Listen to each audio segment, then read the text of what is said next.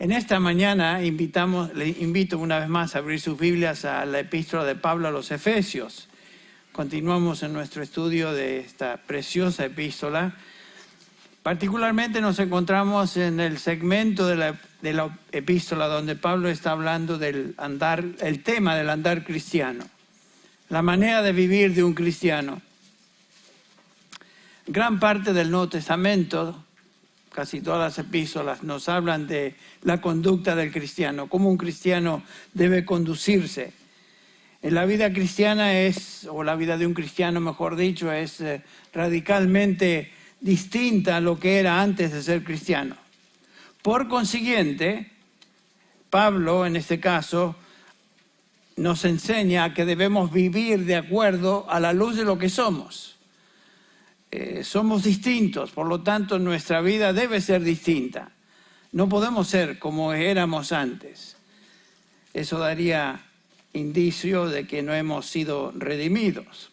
Pero este tema del andar cristiano ocupa la mente y la instrucción de Pablo en estos capítulos de Efesios del 4 al 6.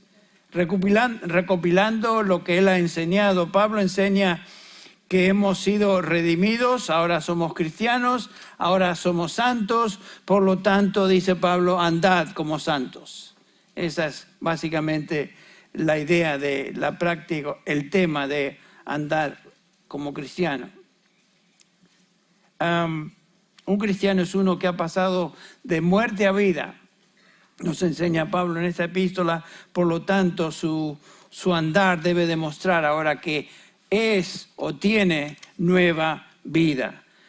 En el capítulo 4, donde comienza Pablo a hablar de la práctica o el andar cristiano, dice el versículo 1, que yo, prisionero del Señor, os ruego que andéis de una manera digna del llamamiento con que habéis sido llamados. Somos llamados a andar de acuerdo coherentemente con el llamamiento que tenemos. Somos hijos de Dios, andemos como hijos de Dios.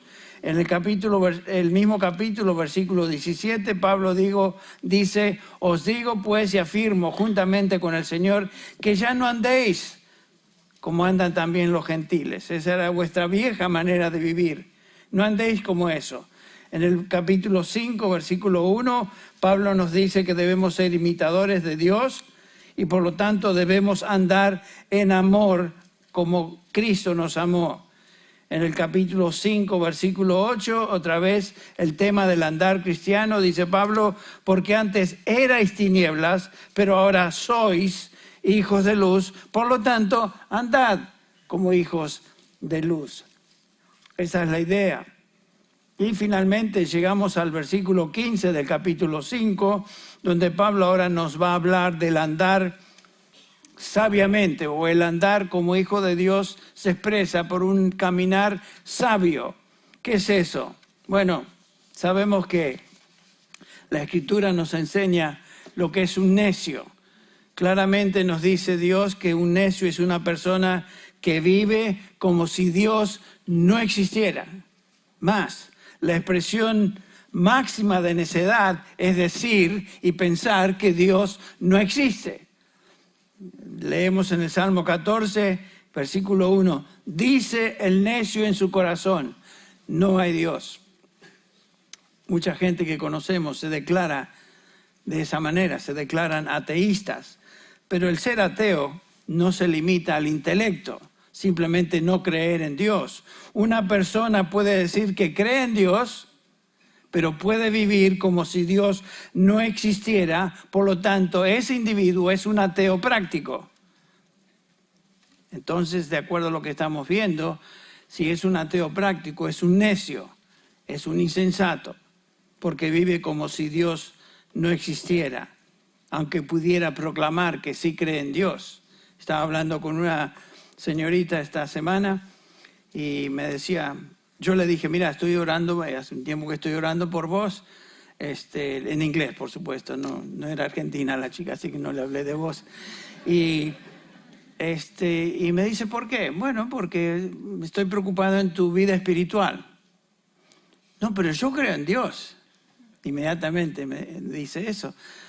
Sí, cree en Dios. El problema es que vive una vida como que Dios no es importante porque vive en una relación ilícita con su novio. Entonces, no, pero yo creo en Dios. Es como, ¿por qué estás orando por mí? Yo creo en Dios, como que no lo necesito. Sí lo necesita, porque desde el punto de vista bíblico, esta mujer o cualquier ser humano en esa condición es un insensato.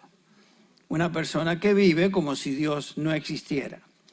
Entonces Pablo está hablando en esta sección que comenzamos con el versículo 15 de la importancia, lo vital que es vivir sabiamente. Dice versículos 15 al 17 lo siguiente. Así escribe el apóstol. Mirad pues con diligencia, no es de vez en cuando, es continuamente estar alertas, andad con diligencia, cómo andéis. Mirad cómo andéis, no como necios, sino como sabios, aprovechando bien el tiempo, porque los días son malos. Por tanto, no seáis insensatos, sino entendidos de cuál sea la voluntad del Señor. Esta es una exhortación. Este es un mandamiento a santos. Pablo se expresa. Al principio del capítulo 1, versículo 1, se dirige a santos, se dirige a redimidos, se dirige a hijos de Dios, como somos la mayoría acá. Y la exhortación es de andar diligentemente, no como insensatos, sino como sabios, lo cual me indica a mí que nuestra tendencia es ser insensato. O Dios no nos diría de una manera enfática, como lo tenemos acá, con diligencia, tener cuidado cómo andéis, no como necios, sino como sabios. Una de las áreas en la que demostramos insensatez, necedad, como vemos acá, es justamente en el uso de nuestro tiempo. No pensamos mucho en esa conexión. Cómo uso mi tiempo indica si soy o no soy sabio. Cómo uso mi tiempo indica si realmente estoy andando sabiamente o estoy demostrando que soy bastante necio o insensato aún. Y está dirigiéndose Pablo a cristianos, a personas como tú y yo, aquellos que somos hijos de Dios. Muy bien, entonces dice el versículo 16 que una de las maneras que demostramos si somos sabios es cómo usamos nuestro tiempo. Dice el versículo 16, aprovechando bien el tiempo. Nos detenemos ahí un segundo. Piensen si eso es un área donde nos cuesta trabajo vivir, usando bien el tiempo. Todo lo que tenemos que hacer es pensar en cómo hemos gastado los días, digamos, esta semana, por no ir muy lejos. ¿Cómo gastamos el tiempo? Y estoy hablando no del tiempo que usted trabaja porque es su empleo. Estoy hablando del tiempo que usted tiene para gastar, por decirlo así. Porque eso es lo que hacemos con el tiempo. Lo gastamos, no lo podemos ahorrar. ¿Cómo lo hemos hecho esta semana? Y si somos francos y honestos, la verdad que nos damos cuenta, bueno, sí, la verdad que pudiera haber usado el tiempo mejor en esta área o en estas horas, o cada uno de nosotros sabemos a qué me estoy refiriendo. Redimiendo el tiempo, aprovechando bien el tiempo, dice Pablo. Aprovechando las oportunidades que en ese momento se presentan. ¿Qué quiso decir Pablo con eso de aprovechar el tiempo? Es interesante notar que Pablo se refiere a el tiempo. Está precedido el tiempo con el artículo definido, el, lo cual enseña que no se está refiriendo a cualquier tiempo o a un tiempo indefinido, sino a el tiempo. Pensemos en eso. Dios ha establecido un tiempo determinado en esta vida para cada uno de nosotros. Nuestros años son contados. Tenemos una época, un periodo de tiempo que el Señor nos ha regalado por su gracia. El punto es cómo usamos ese periodo de tiempo. Dios soberanamente ha establecido los límites de nuestra vida y las oportunidades de servicio dentro de esos límites. El ejemplo tenemos ahí en Pedro, 1 Pedro 1:17, dice Pedro, y si invocáis por Padre aquel que sin acepción de personas juzga según la obra de cada uno, conducíos en temor todo el tiempo de vuestra peregrinación. Ahí está la misma idea de redimir el tiempo que Dios nos concede. El tiempo que Dios nos ha dado en esta vida. El apóstol Pablo nos habla de ese tiempo que en su vida se lo describe de esta manera en Hechos 20:24. Pablo está hablando y dice, pero de ninguna cosa hago caso, ni estimo preciosa mi vida para mí mismo, con tal de que acabe mi carrera, es una descripción de su carrera, de su tiempo en esta vida, con tal de que acabe mi carrera con gozo y el ministerio que recibí del Señor Jesús para dar testimonio del Evangelio de su gracia. Y aquí Pablo describe al tiempo en términos de mi carrera, mi época, mi periodo, el tiempo que Dios me dio en esta tierra. En otras palabras, otra vez, vemos que existe un límite al tiempo que Dios ha establecido. Él lo describe en términos de carrera, lo cual quiere decir que tiene un principio y tiene un fin, todo determinado por Dios. Pensemos en eso. Dios ha establecido nuestros días sobre esta tierra, nos ha dado un tiempo para vivir y para servirle dentro de esos parámetros. Y como cristianos debemos servir a Dios dentro de ese tiempo limitado. No tenemos más que eso. Es un tiempo corto. La vida es corta, ¿no? La vida es muy corta. Es un tiempo con límites específicos. Yo tengo 73 años. Hoy. Yo pensé que jamás iba a llegar. Cuando pensaba yo, y era joven, pensaba en un tipo de 73 años. Ese tipo ya se cayó del árbol, está tan maduro. Se le acabó la vida al tipo. Así pensaba yo. Ahora pienso un poquito distinto, porque en el correr del tiempo uno cambia también sus maneras de ver las cosas. Pero el punto es que la vida es corta. Pienso a veces que tengo esta edad y digo, pero si solamente ayer tenía 45 años. Estoy exagerando, ustedes me entienden. Estábamos hablando de eso con Rubén hace un rato. O sea, la vida es corta. Y noten cómo Santiago nos hace ver esa realidad cuando dice, vamos ahora los que decís hoy y mañana iremos a tal ciudad. Y estaremos allá un año y traficaremos y ganaremos, cuando no sabéis lo que será mañana. Porque ¿qué es vuestra vida? Ciertamente es neblina. Se aparece por un poco de tiempo y después se desvanece. Toda la vida se define en términos de tiempo y Santiago nos hace ver que la vida es efímera, la vida pasa como un relámpago. Y como una persona vive en ese tiempo corto que tenemos, determina cuán sabia o necia es. Por eso en el pasaje que estamos estudiando, Pablo comienza a hablar del uso de nuestro tiempo, exhortándonos a ser sabios.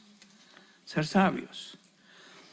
Como leímos en Proverbios y el Salmo 1, dijimos que andar sabiamente es andar de acuerdo a los principios establecidos en la palabra de Dios, o sea, la ley de Jehová. Dice, feliz es el hombre, bienaventurado es el hombre, y pudiéramos poner ahí, sabio es el hombre, que no anda de esta manera, sino que en la ley de Jehová está su delicia, y en ella medita de día y de noche. Esa persona es sabia. Y Pablo no está hablando aquí de sabiduría en términos de ejercicio intelectual. No está hablando acá de obtener y agregar más conocimiento o información a lo que ya sabemos. Pablo está hablando en términos de práctica. Un hombre sabio es un hombre que medita, piensa y vive según los principios que se encuentran en la palabra de Dios, en la ley de Jehová. Ese es el sabio. Ese es el sabio.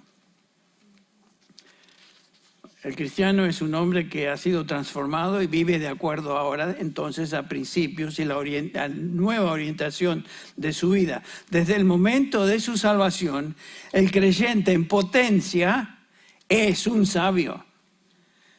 Lo es, porque Pablo nos dice en 1 Corintios capítulo 2:16 que tenemos ahora la mente de Cristo. Y noten cómo nos describe Pablo en 1 Corintios 2:16. Nos dice que ahora tenemos la mente de Cristo. O sea que por su Espíritu y por la revelación de su palabra tenemos la mente de Cristo. Y nos dice Colosenses 2:3, en Él, en Cristo, están escondidos todos los tesoros de la sabiduría y del conocimiento. Entonces, si tenemos a Cristo, si estamos en Cristo, potencialmente tenemos acceso a todo lo que es importante en términos de sabiduría. Y Pablo otra vez está hablando de sabiduría espiritual, no sabiduría puramente intelectual, como la sabiduría del mundo. Entonces, para el mundo, somos necios. Pablo nos dice también en 1 Corintios capítulo 1 que nosotros predicamos a Cristo crucificado, para los judíos ciertamente tropezadero y para los gentiles, o sea, básicamente se refiere a los griegos, el mundo no judío. Esto es locura, cosa de locos, esto del Evangelio. Mas para los llamados, así judíos como griegos, esos son los salvados, los redimidos de toda nación y trasfondo étnico y lengua, etcétera, como escuchamos ayer. Cristo es sabiduría de Dios a nosotros. El versículo 30 de 1 Corintios 1 nos dice que Dios nos colocó en Cristo y Cristo fue hecho para a nosotros sabiduría de Dios.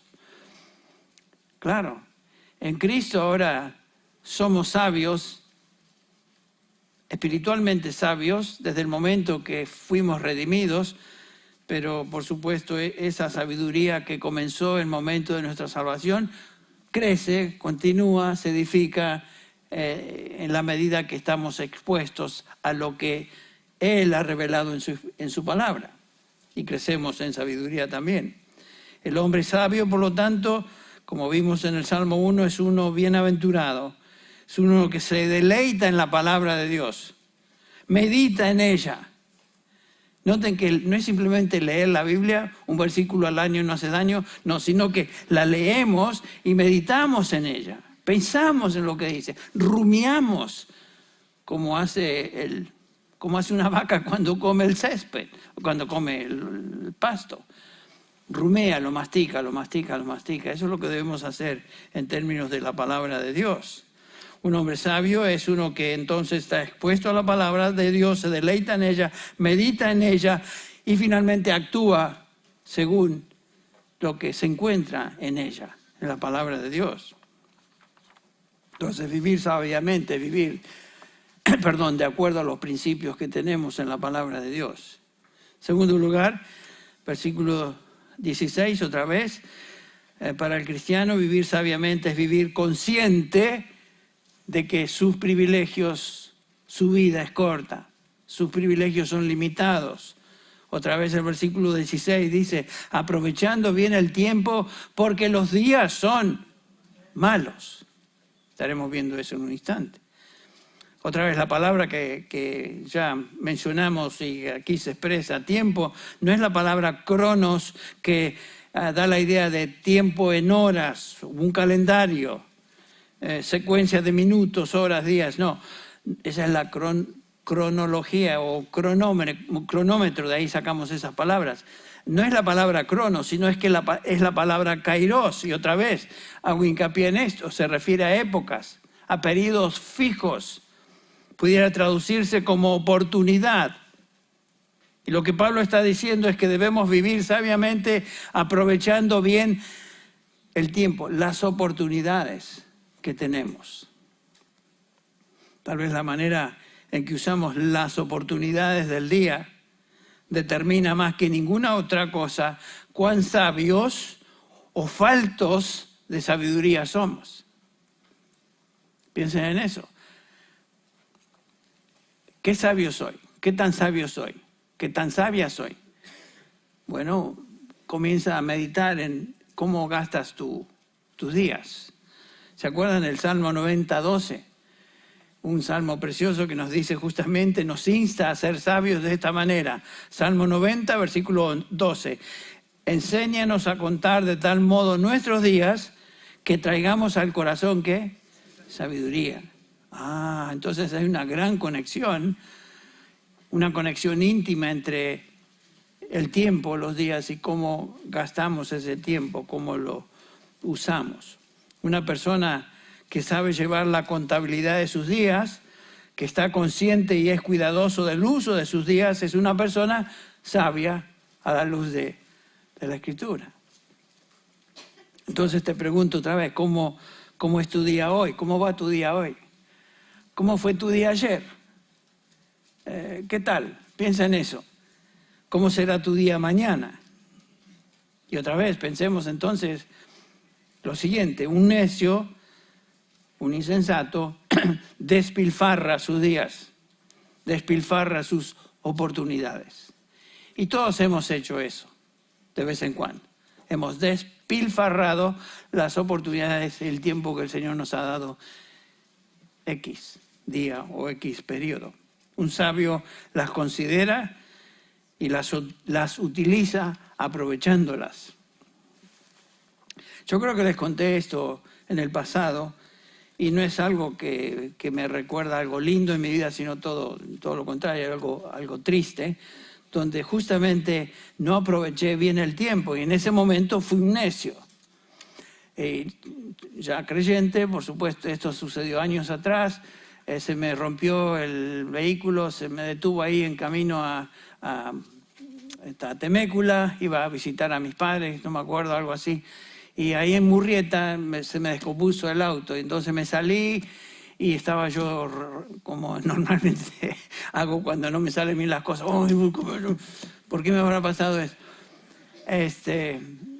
Estoy revelando lo que soy en mi carne.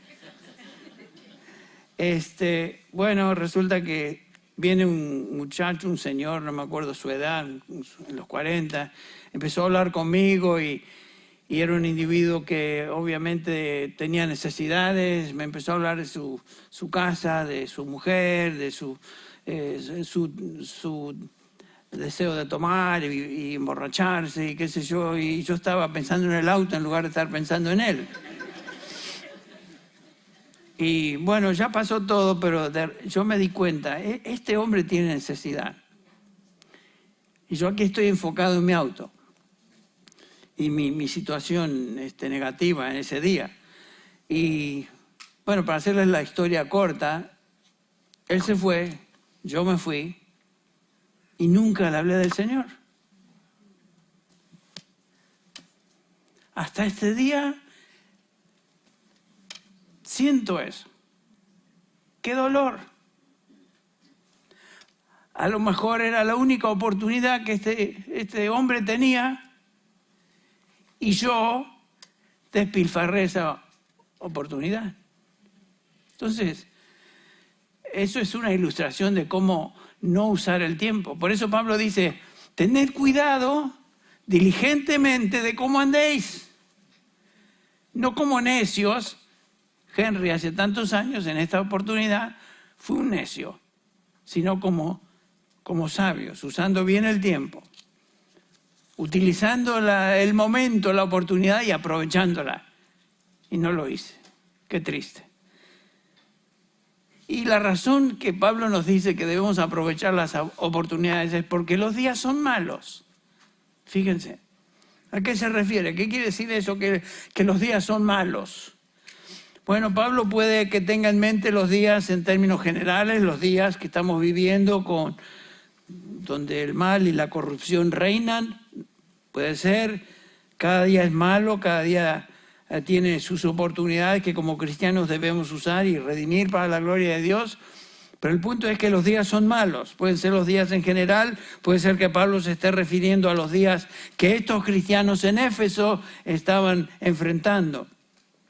Y si recordamos lo que estudiamos hace meses, ustedes recuerdan que la ciudad de Éfeso era una sociedad corrupta, entregada a todo tipo de aberración moral e inmundicia. El capítulo 4, versículo 19, por ejemplo, dice: y ellos, la gente de los gentiles, que los efesios representaban, habiendo llegado a ser insensibles, se entregaron a la sensualidad para cometer con avidez toda clase de impurezas. Esa era la sociedad de Éfeso. En el versículo 3 de este capítulo 5 dice: pero la inmoralidad y toda impureza o avaricia ni siquiera se mencionen entre vosotros, como corresponde a santos, ni obscenidades, ni necedades, ni groserías, que no son apropiadas, sino más bien acciones de gracias. Eso eran ellos, eso es lo que vemos hoy. Estamos rodeados de todo esto. Vivimos en una cloaca cultural y social. Los días eran malos en Éfeso, en ese momento, y los días son malos hoy. Los días van a ser cada día más y peor. Encontramos las palabras del Señor a la iglesia de Éfeso, capítulo 2 de Apocalipsis, dice: pero tengo esto contra ti, que has dejado tu primer amor. Recuerda, por tanto, de dónde has caído y arrepiéntete.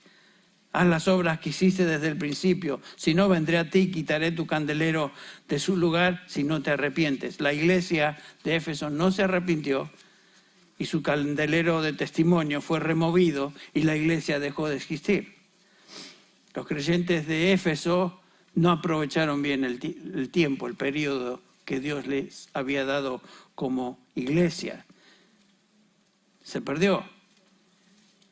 Qué triste descripción de Éfeso, que comenzó con algo que prometía tanto, establecida por Pablo, y qué lindo comienzo, y sin embargo no tomaron conciencia de estas exhortaciones y la iglesia terminó mal. Esto puede suceder con cualquier iglesia, cualquier cristiano. Nosotros hoy no sabemos cuánto tiempo ni oportunidades el Señor nos da para ministrar, pero este es el momento, este es el tiempo, esta es la oportunidad, no debemos desperdiciarla. Qué bendición fue, y lo mencionó Homero, qué bendición fue observar ayer tantos hermanos que estaban sirviendo en esta conferencia, abnegadamente, sin pretender nada. El único que le pagamos fue que el Señor te lo pague. O sea, no le pagamos nada.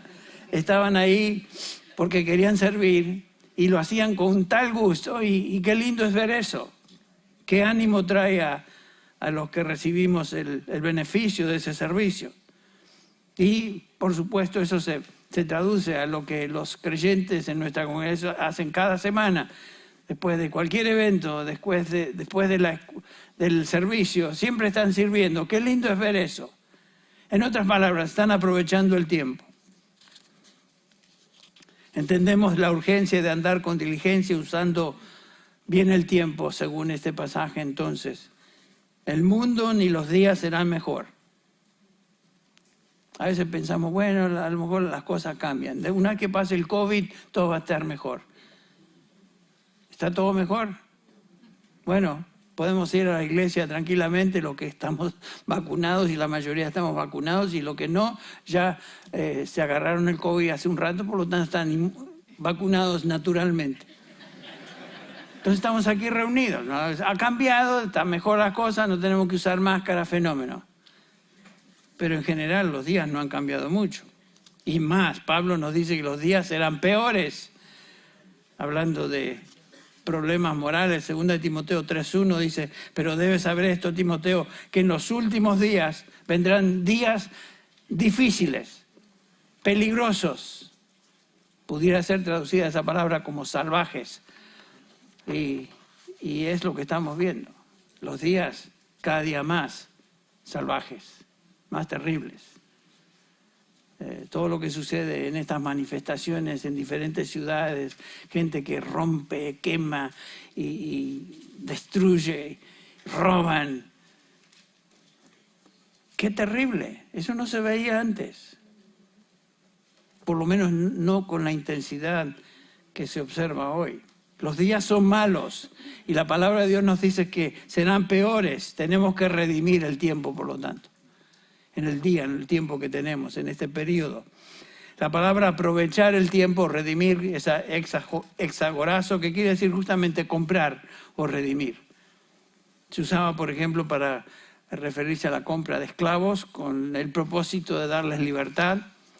Eso era una práctica común en esos días y la exhortación de Pablo es redimir el tiempo, comprar la oportunidad y recibir el beneficio de Dios sobre la vida de uno mismo. Porque cuando hacemos eso, recibimos el beneficio también. Cada día nos da la oportunidad para hacer la voluntad de Dios y rechazar lo malo, lo secundario, lo que no tiene valor, y hacer lo bueno, escoger aquello que es excelente. Y para cada uno de nosotros, cada día tiene un tiempo y sus oportunidades. ¿Qué hacemos con estas? Hago una pregunta importante, me la hago a mí.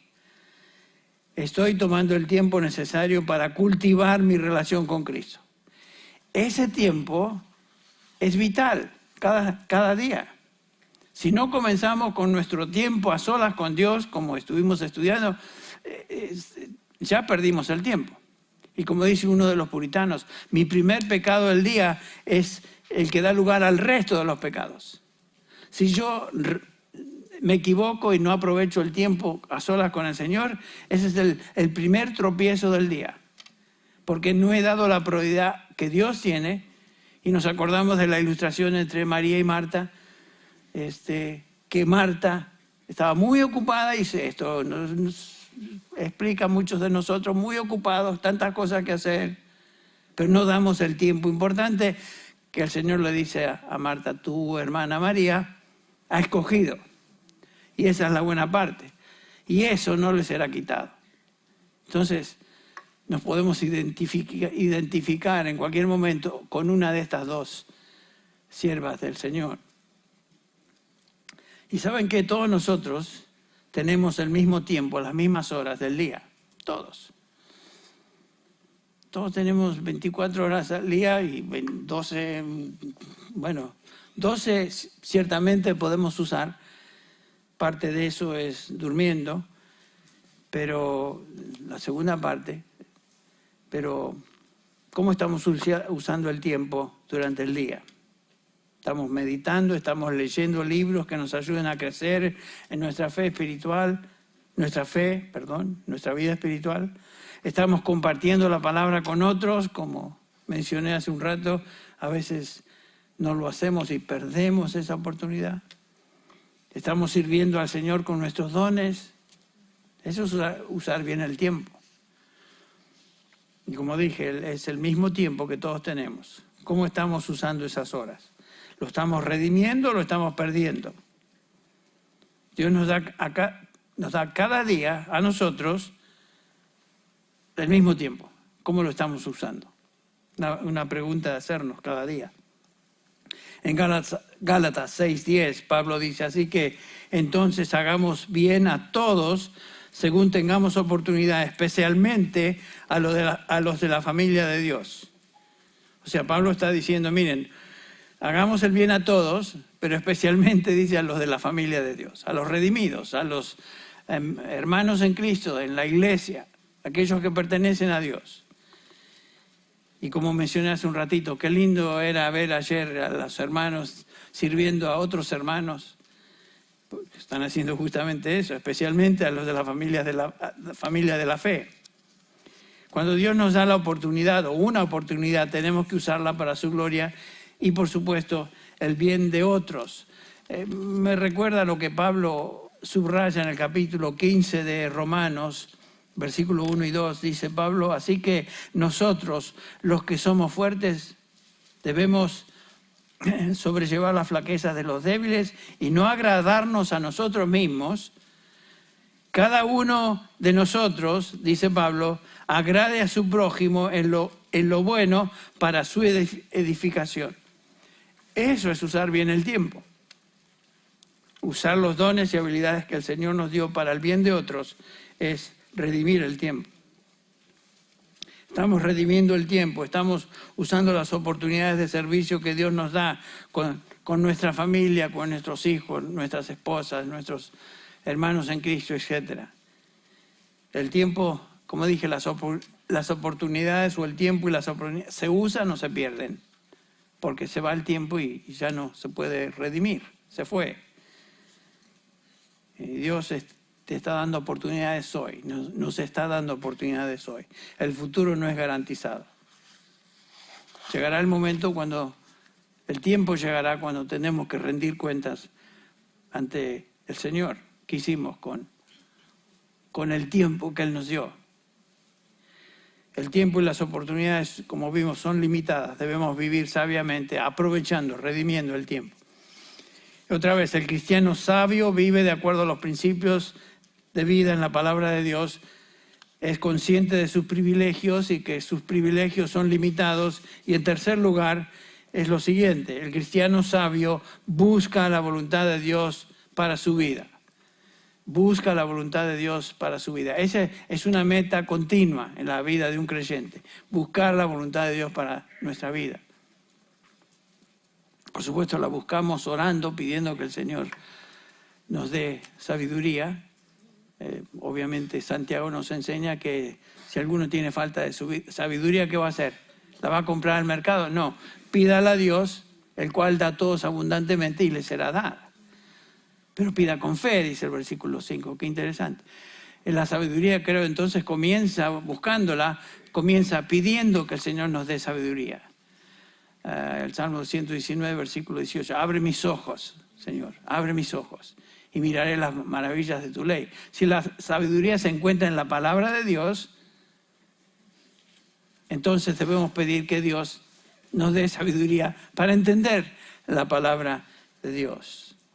Dice entonces Pablo en el versículo 17, regresamos a nuestro texto, 5:17 de Efesios, así pues, no seáis necios, sino entended cuál es la voluntad del Señor. Noten eso. Esto asume, por supuesto, que conocemos su palabra revelada y crecemos en el conocimiento de esa palabra. Un cristiano es consciente de la urgencia del momento, sabe que los días son malos, reconoce cuáles son sus prioridades, aprovecha el tiempo y, en tercer lugar, un cristiano sabio busca, entiende la voluntad de Dios cada día más. Un necio, en contraste, actúa sin tener en cuenta la voluntad de Dios, no le importa. Eso caracteriza a todo el mundo. No le importa la voluntad de Dios. Volviendo a la ilustración de esta chica, no, yo creo en Dios, como defendiéndose. Entonces, ¿por qué es que su voluntad no te importa? O sea, no conoce la voluntad de Dios, de cómo vivir de una manera sabia, una manera digna de Dios. Ella vive según sus apetitos, lo que le da la gana. Y ¿saben qué interesante? Porque si ustedes y todos tenemos gente que conocemos, que algunos son lindos, linda gente, decimos, qué buena persona es esta, ¿no? Y normalmente, humanamente, uno dice, sí, son buenos, pero el problema es que no son sabios, porque viven según su voluntad, no les importa la voluntad de Dios. Un creyente es distinto. Sabe que sus días son malos, los días son malos, sabe que necesita a Dios, es un sabio en el sentido de que vive en conformidad ahora a la voluntad de Dios. Regresemos a nuestra vida antes de ser creyente. ¿Qué nos importaba a Dios? Íbamos a la iglesia, tal vez, nos criamos en un ambiente evangélico y hacíamos las cosas según lo mejor que podíamos, pero en general no nos importaba la voluntad de Dios. Vivíamos como queríamos. Ahora, muchos creyentes luchan con este concepto de la voluntad de Dios. Quieren hacer la voluntad de Dios, pero no están seguros cómo encontrarla. Y siguen métodos y estrategias de la voluntad de Dios que no se encuentran en la Escritura. Por ejemplo, algunos piensan que la voluntad de Dios se encuentra en emociones internas. Existen tales personas. Sentimientos, pensamientos subjetivos. Y según cómo se sienten, esa debe ser la voluntad de Dios, me está guiando aquí. Como este amigo que tenía en la universidad, que pude hablar con él después de muchos años, hace un par de semanas atrás. Este tipo era así, muy místico. Dice, yo creo que Dios me está diciendo que me debo casar con esta chica. Y le pregunto, ¿le hablaste? ¿Le preguntaste? No, pero siento que Dios me está diciendo. Por supuesto, él fue y le habló y lo mandó por la vía, ¿no? ¿Qué me voy a casar con vos? ¿Estás loco? Pero ¿por qué decidió hacer eso? Porque él pensaba que en sus sentimientos estaba siendo guiado y escuchaba algo que Dios le decía. Habla con, ni me acuerdo cómo se llamaba la pobre víctima. Pero así era como este muchacho, hasta el día de hoy se maneja así. Estaba hablando con él sobre puntos que me indican esto, igual que siempre. Algunos piensan que la voluntad de Dios se encuentra así como que uno la busca y se mueve y hace ciertas cosas y de alguna manera milagrosa Dios demuestra su voluntad. Por ejemplo, a ver qué me dice hoy en la Escritura.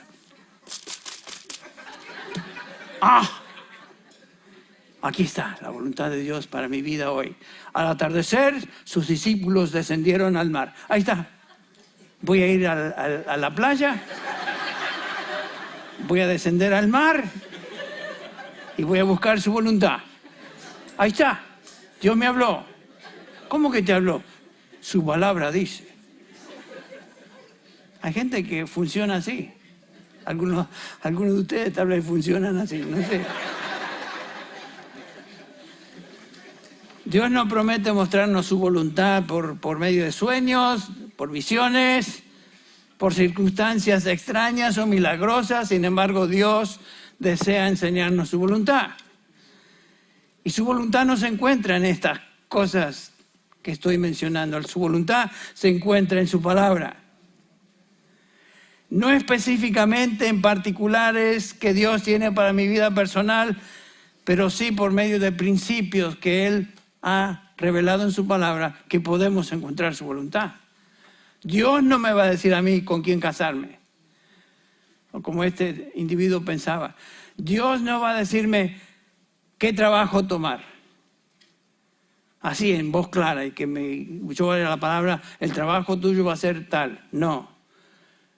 Pero Dios guía por medio de principios en su palabra, por medio de los cuales puedo entender su voluntad.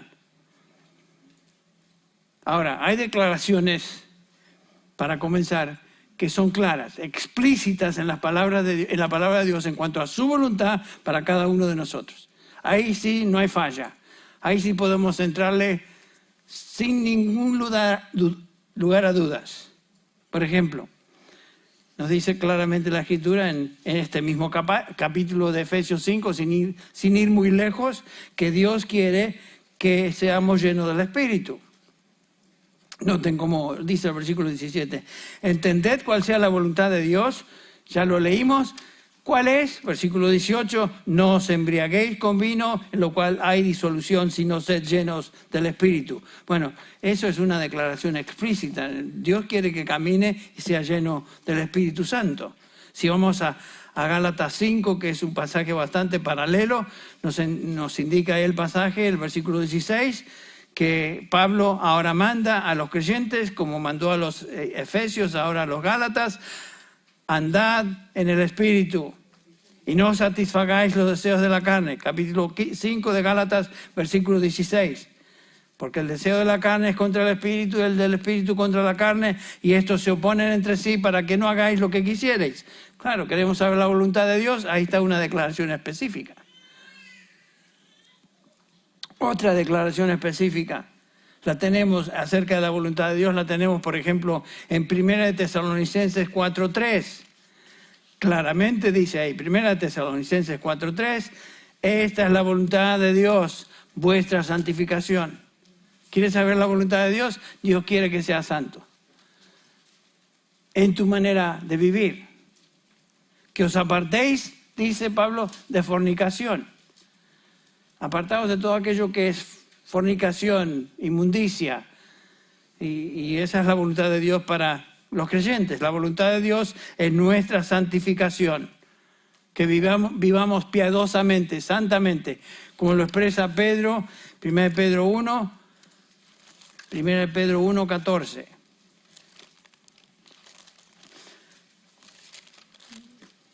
1:14, sí, aquí lo tengo, 1 Pedro 1:14 al 16. Ustedes ya me ganaron, ya lo encontraron. Como hijos obedientes, versículo 14, 1 Pedro 1:14. Como hijos obedientes, no os conforméis a los deseos que antes teníais en vuestra ignorancia.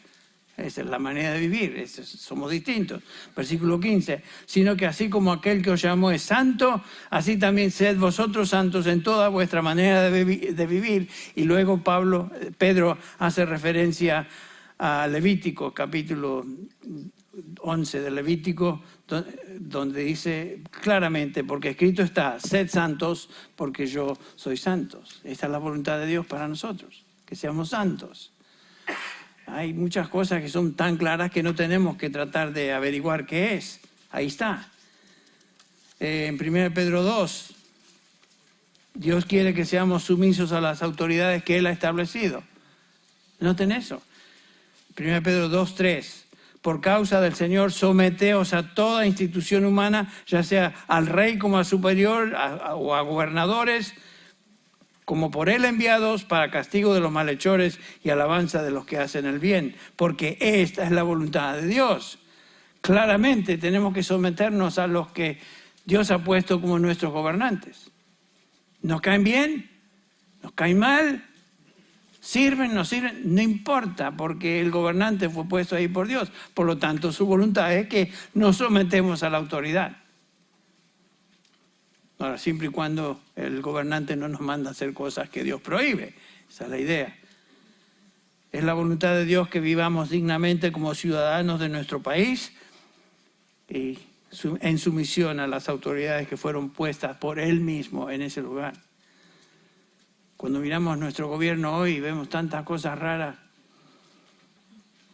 no importa, nos sometemos. Nos caiga bien o nos caiga mal, nos sometemos. ¿Por qué? Esta es la voluntad de Dios. ¿Se equivoca Dios? No, no se equivoca Dios, pero esa es su voluntad. Otra afirmación explícita de la voluntad de Dios la encontramos en 1 Tesalonicenses 5, donde dice que debemos ser agradecidos en todo. ¿Se acuerdan? 1 Tesalonicenses 5, 18. Dad gracias a Dios en todo, porque esa es la voluntad de Dios para con vosotros en Cristo Jesús. Nadie se puede equivocar con esa. Tenemos que dar gracias por todo. ¿Estás pasando por pruebas? Dar gracias. ¿Estás pasando por bendiciones y prosperidad? Dar gracias. ¿Estás pasando por tribulación? Dar gracias. Ven, esas son declaraciones explícitas de la voluntad de Dios para con nosotros. Entonces, cuando un cristiano vive en la plenitud del Espíritu, vive santamente, es sumiso a las autoridades, es agradecido por todo, ese creyente está viviendo sabiamente. ¿Por qué? Porque está siguiendo y obedeciendo la voluntad de Dios. Entonces, finalmente el último pensamiento, ¿qué acerca de esas situaciones donde Dios no me indica específicamente? ¿Qué hago con estas cosas? Como mencioné, ¿con quién me voy a casar? ¿Qué empleo voy a escoger? ¿Qué trabajo debo tomar? Etcétera, etcétera. Noten esto. Cuando hacemos la voluntad explícita de Dios, siguiendo su palabra, entonces estamos en condiciones de tomar decisiones confiando que Él nos va a indicar su voluntad. Si somos obedientes a Dios en lo que Él explícitamente indica, entonces podemos tomar decisiones sin temor a equivocarnos. Por ejemplo, dice el Salmo 37:4. Este es un hombre sabio, un creyente sabio, dice, deleítate a sí mismo en Jehová y Él te concederá las peticiones de tu corazón. ¿Ven lo que está diciendo ahí? Si nuestro enfoque es el Señor, su voluntad, y buscamos su voluntad y obedecemos a Dios en lo que Él explícitamente nos dice que debemos seguir, debemos confiar, podemos confiar en Él. Y Él nos dará los pedidos, los deseos de nuestro corazón. La voluntad de Dios realmente no es misteriosa. Dios la muestra en su palabra y nos da la libertad de escoger qué hacer cuando somos obedientes a sus mandatos. Pedro, escribiendo a los creyentes como nosotros, dice en 1 Pedro 4, versículo 2, que no debemos vivir el tiempo del que resta en la carne conforme a las concupiscencias de los hombres, sino conforme a la voluntad de Dios. Dice el versículo 3, basta el tiempo pasado para haber hecho lo que agradaba a los gentiles. Ahora vivimos en su voluntad, siguiendo los principios que hemos estado reconociendo y observando y viviendo, tomando las decisiones que debemos tomar, sabiendo que no vamos necesariamente en contra de su voluntad. Él no nos dice específicamente, por ejemplo, qué trabajo tomar, pero el Señor nos dice que si somos obedientes a Él, puedo tomar la decisión de tomar esta dirección, y Él me va a guiar en esa decisión. Yo cuando vine a Grace Church, hace unos años, ya más de 25 años atrás, cuando vine como pastor acá, tenía tres opciones. Y las tres opciones estaban enfrente mío y yo podía decidir una o la otra. Finalmente decidí venir acá porque vi que el Señor de una manera obvia estaba dando evidencias de que eso tiene muchísimo sentido, aunque no quería salir de Miami donde vivíamos y regresar aquí. Sin embargo, el Señor nos movió, por decirlo así, usando una palabra. Tomé la decisión de venir y el Señor bendijo esa decisión. Con el tiempo el Señor confirmó, ok, no busqué algo raro, algún sentimiento místico, voy a tomar esa decisión, creo que es prudente y apropiada. Lo hice y hasta el día de hoy el Señor ha confirmado que esa fue la decisión correcta.